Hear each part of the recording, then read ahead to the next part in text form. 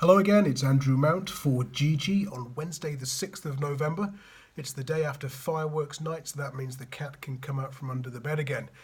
Now, last week around this time I talked to you about systems that might be relevant at this time of year.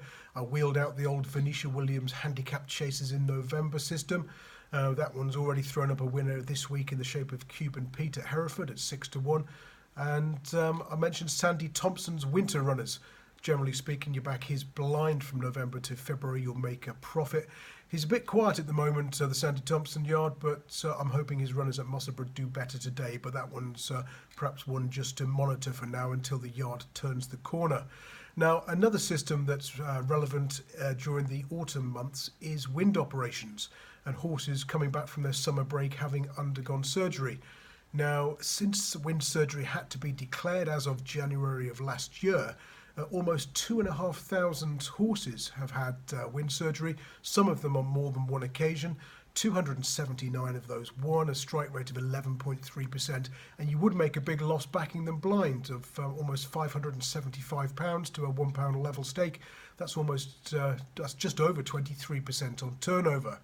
Now, there are certain angles we can use to make a profit from wind op runners based on distance, trainer, surface and sire. One of the most profitable ones from an admittedly small sample size is the sire Milan. And his chasers have had wind surgery on 12 occasions. 5 of those won first time after the operation for a profit of over £74. And over hurdles, 6 winners from 20 for a profit of £28. So look out for any Milan runners who come back from the surgery this winter.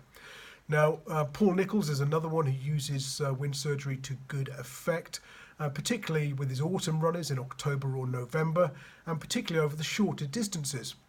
Wind operations in general are more effective on horses who are running over shorter trips. On the all-weather, for example, over 5 furlongs to 7 furlongs, you could back them blind and make a profit. And over jumps, the strike rate's much higher over 2 to 2.5 miles than over 3 miles or further. Now, one of the theories regarding wind ops is that over extreme distances or perhaps on very soft going, horses who've had wind problems in the past need a run to get used to being able to breathe properly and easily after the surgery. And it's often second time after the wind op where they do well. And that's another angle I'll talk about in a future video. Now, regarding Paul Nichols, if you just back his first time wind op runners in October or November, over 2 to 2.5 miles, you'd have found 8 winners from 16 bets for a profit of £19, 17 pence to a £1 level stake. And of course, Saturday's controversial Ascot winner Diego de Charmil was a qualifier on this system.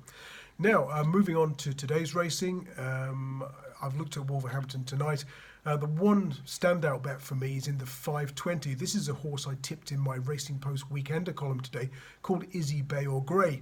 Now, regular readers of my blog on GG.CO.UK will know that I've tipped this horse in the past.